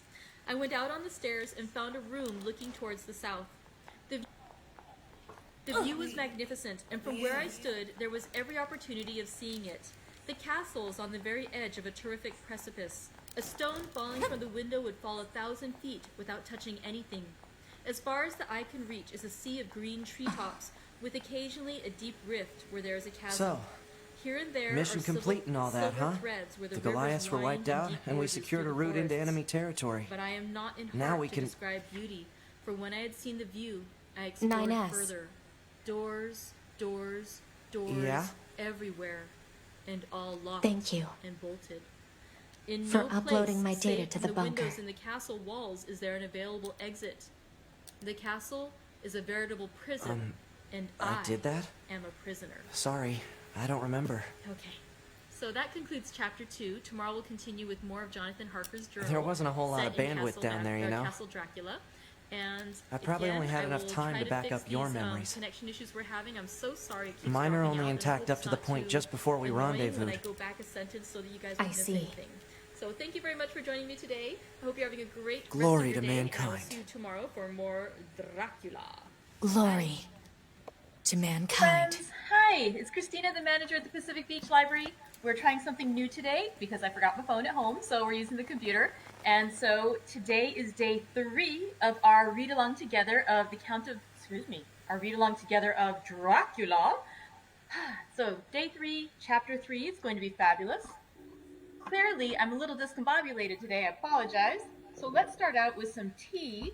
Tea is always a good thing to help settle the nerves, whether you are realizing just a moment before live reading that you forgot your phone at home, or whether you are perhaps getting to know a vampire and quite feeling rather freaked out by the whole experience. So today my tea is a loose leaf Earl Grey tea. It is the Earl Grey de la Creme, which is a lovely Earl Grey. It has a little bit of vanilla flavor added to it, and it's delightful. It's a really fun tea. I like this one a lot.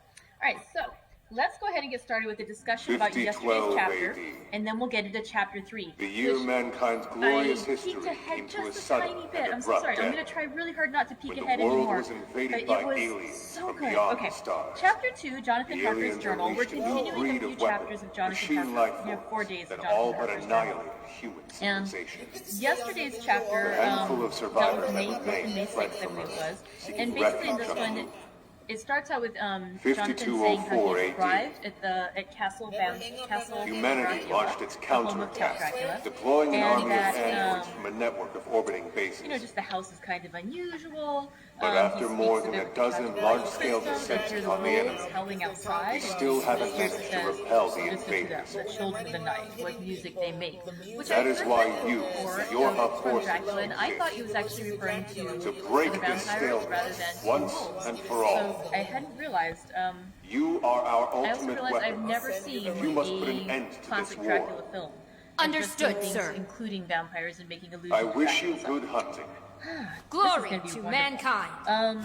Glory to mankind. We're all going to get really more knowledgeable Glory about Dracula by the end of this to reading. mankind. Let's see. So, on his entry for May 7th, it's kind of interesting too because he stays up all night talking with Dracula. He wakes up rather late the following day, and then he has a big breakfast, and he's all alone in the house. He finds the library. Yay, it's a library.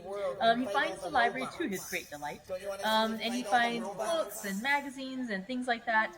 And in fact, it turns out that Count Dracula has been rather assiduously learning a lot about England, because when he goes to live at his new home, he wants to be fluent in the language and, you know, just really knowledgeable about what it's like to live in London. And so he talks about the city with Jonathan Harker, and things are going well. The next day, though, things get rather weird in a wonderful way for us as readers. Not so much for Jonathan Harker. When he wakes up, he admits he feels uneasy. He's shaving in the morning, and he suddenly feels the hand of the Count on his shoulder. But when he looks in the mirror, he does not see the reflection of the Count. And again, he sort of does that whole thing where he looks behind him, he sees the Count, but he looks in the mirror, he does not see the Count. So we know it's because he's a vampire, and vampire reflections don't show, at least in this world, in mirrors. And so, but Jonathan Harker is rather confused by what's going on. He just thinks it's something weird. In the confusion, he cuts himself, and blood drips down his chin. When that happens, the Count suddenly gets, his eyes seem to blaze with a demonic fury. He reaches for Jonathan Harker's throat, but when he grabs him, his hand touches the chain of the crucifix, which makes him step back, and he basically says, "Take care of yourself. When you cut yourself, it can be more dangerous than you think in this country." So, I guess it might be safer to cut yourself when you're not in the home of a vampire. He then takes the little mirror that Jonathan Harker was using to shave with and says, "This is the problem. It was vanity. You shouldn't have such a thing." And he literally throws it out the window and destroys Jonathan Harker's mirror. So, from there, there's a little bit about, him eating breakfast, and then after breakfast, he goes out to look around.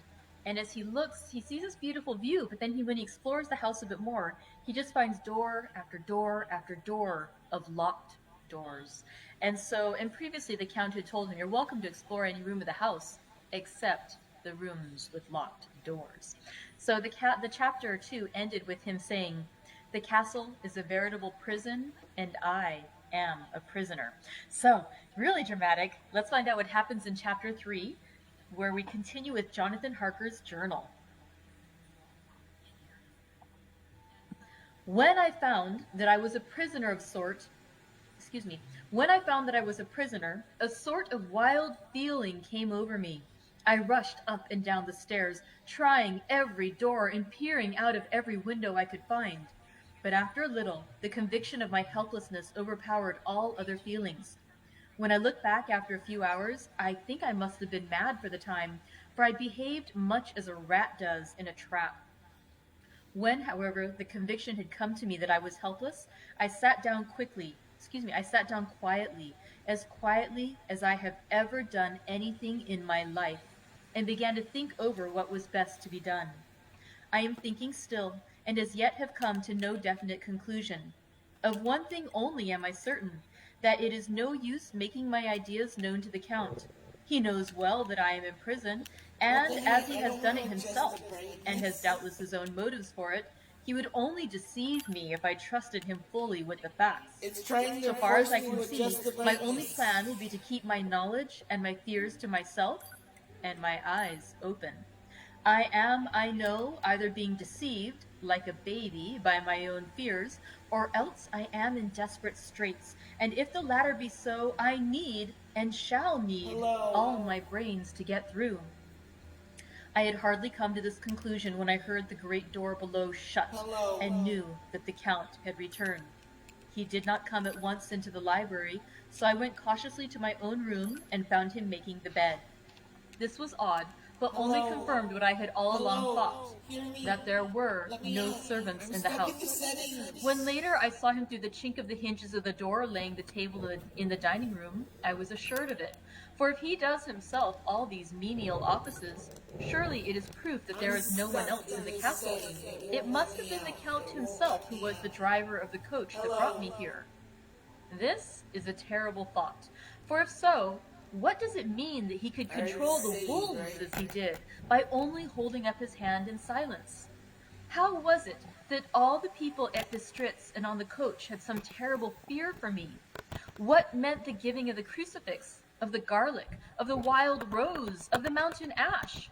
Bless that good, good woman who hung the crucifix round my neck, for it is a comfort and a strength to me whenever I touch it. It is odd that a thing that I have been taught to regard with disfavor and as idolatrous should in a time of loneliness and trouble be of help. Is it that there is something in the essence of the thing itself, or that it is a medium, a tangible help in conveying memories of sympathy and comfort?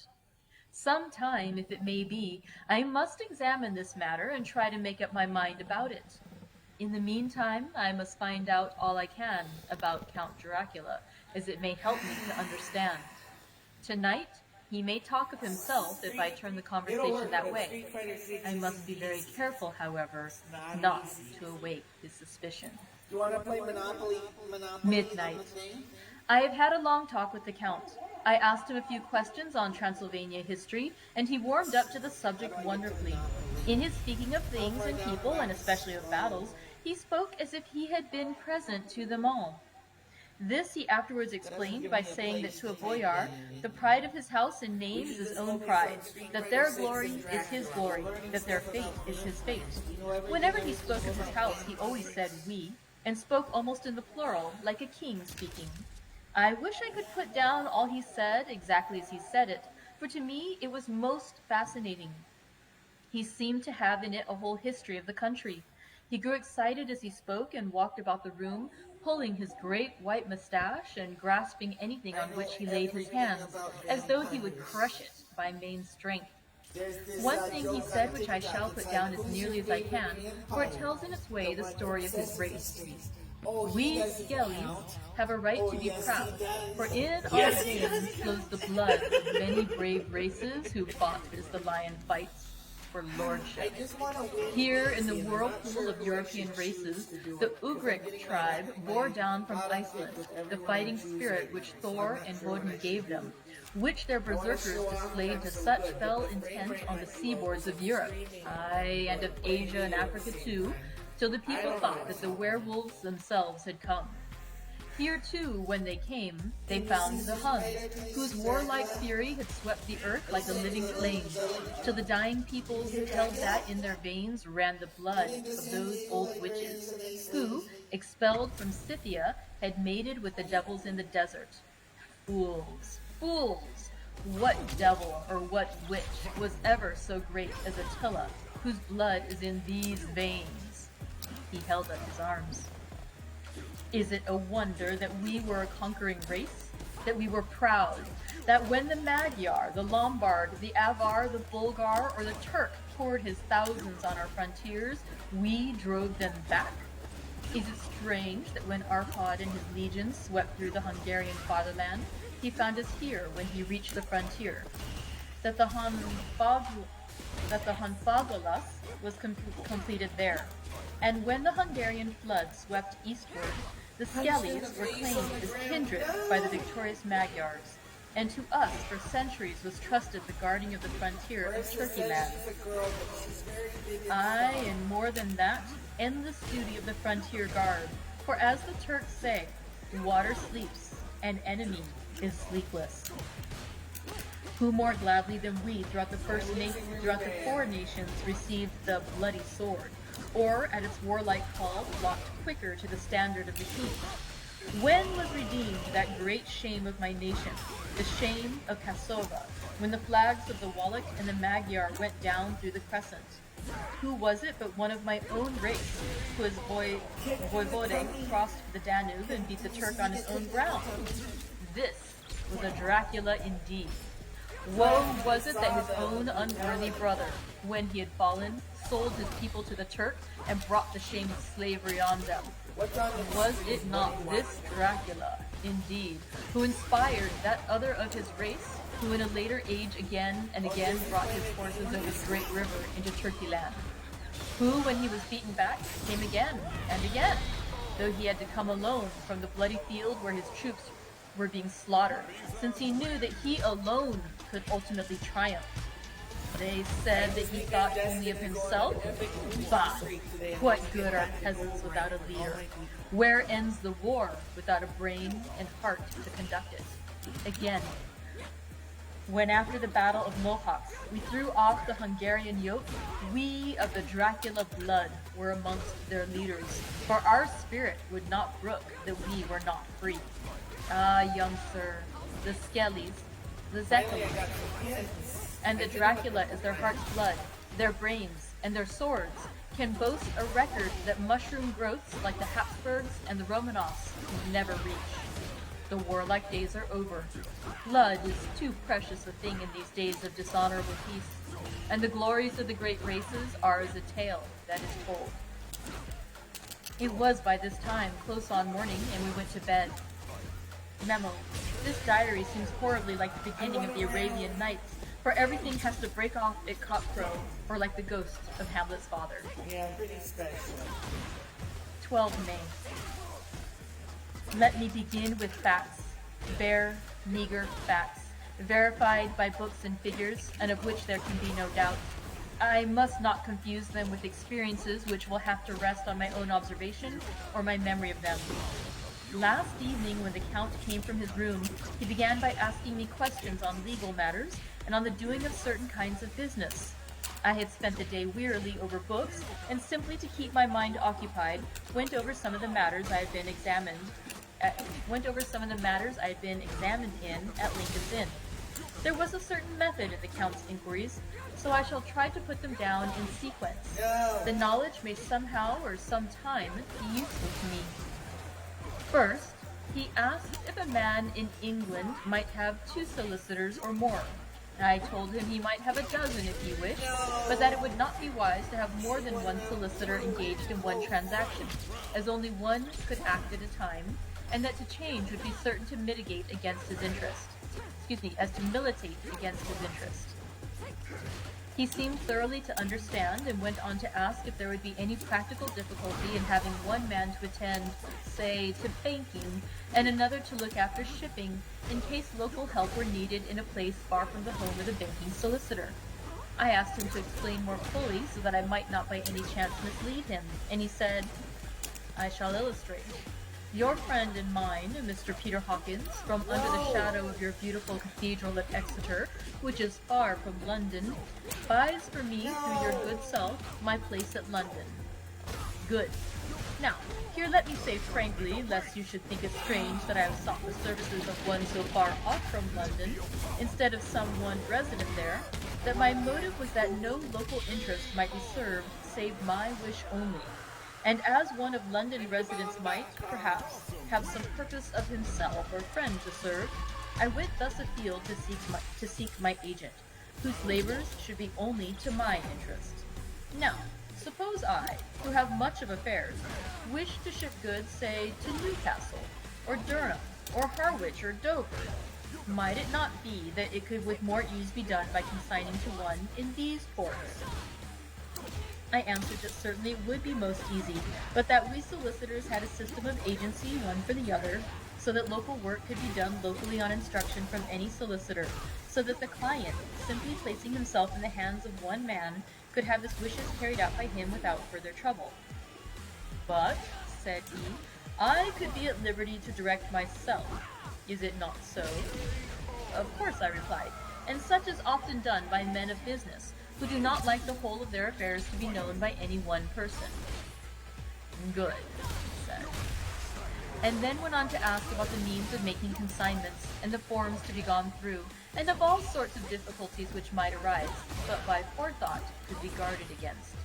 I explained all these things to him to the best of my ability, and he certainly left me under the impression that he would have made a wonderful solicitor, for there was nothing that he did not think of or foresee.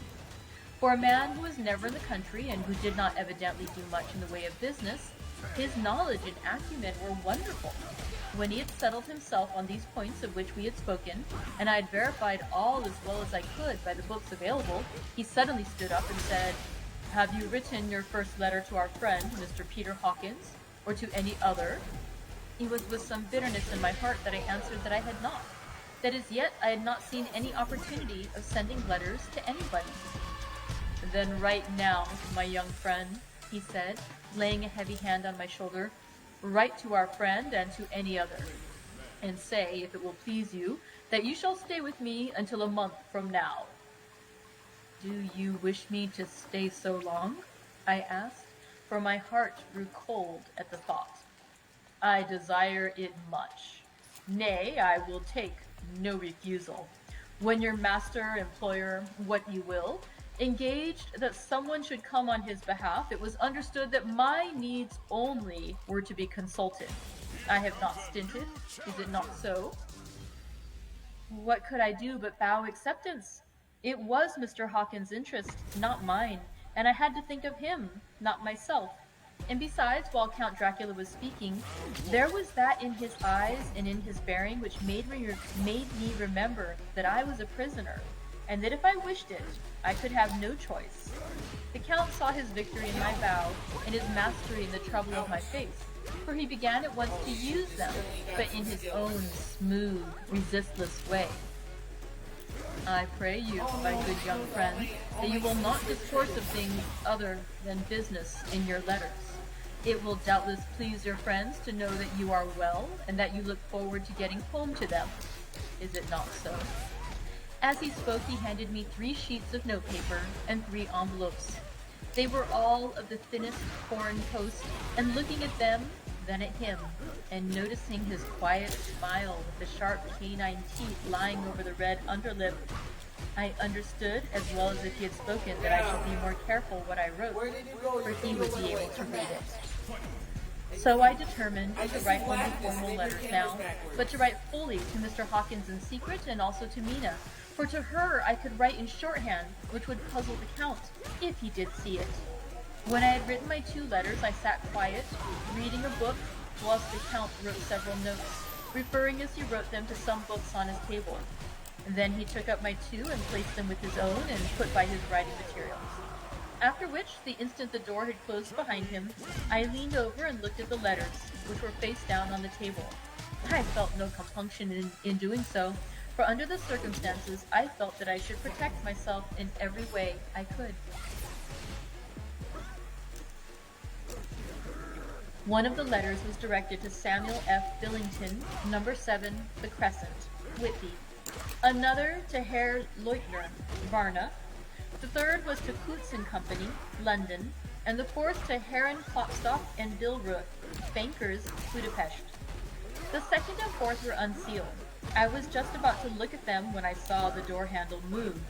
I sank back in my seat, having just had time to replace the letters as they had been, and to resume my book before the Count, holding still another letter in his hand, entered the room. He took up the letters on the table and stamped them carefully, and then turning to me said, "I trust you will forgive me, but I have much work to do in private this evening. You will, I hope, find all things as you wish." As at the door he turned, and after a moment's pause said, "Let me advise you, my dear young friend, nay, let me warn you with all seriousness, that should you leave these rooms, you will not by any chance go to sleep in any other part of the castle. It is old and has many memories, and there are bad dreams for those who sleep unwisely. Be warned. Should sleep now or ever overcome you, or be like to do, then haste to your own chamber, or to these rooms, for your rest will then be safe. But if you be not careful in this respect, then..." He finished his speech in a gruesome way, for he motioned with his hands as if he were washing them. I quite understood. My only doubt was as to whether any dream could be more terrible.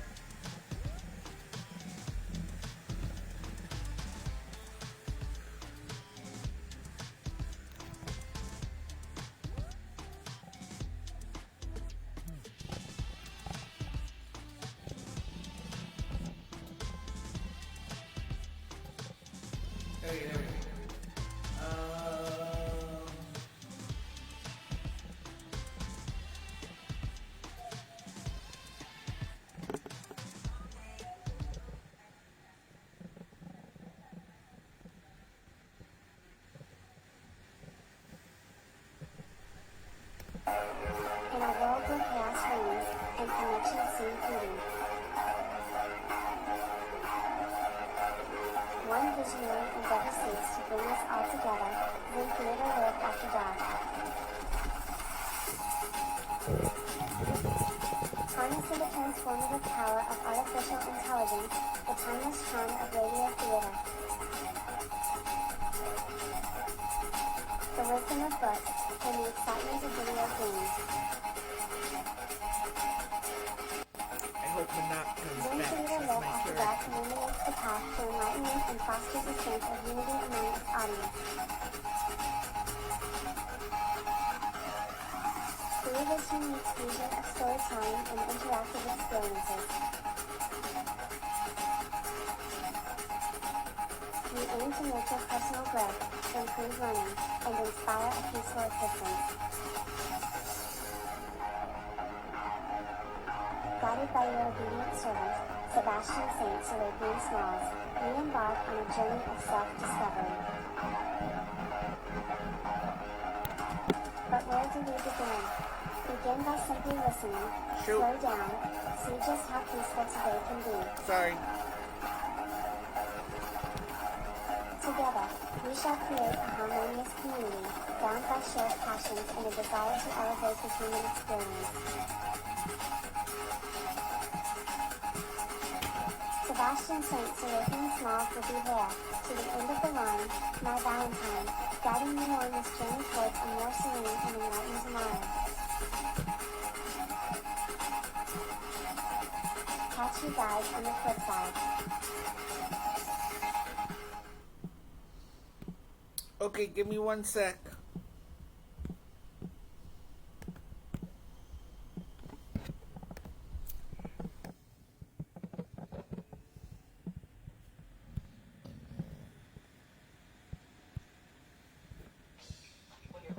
Yay.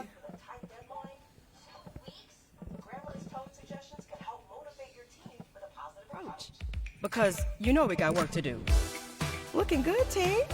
When it's time to pitch your product to clients, a more personable and friendly approach can help sell it.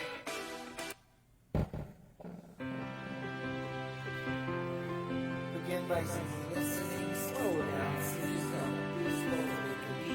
Thanks so much for swinging by. I have been your host, your obedient servant, Sebastian Saint Serapian.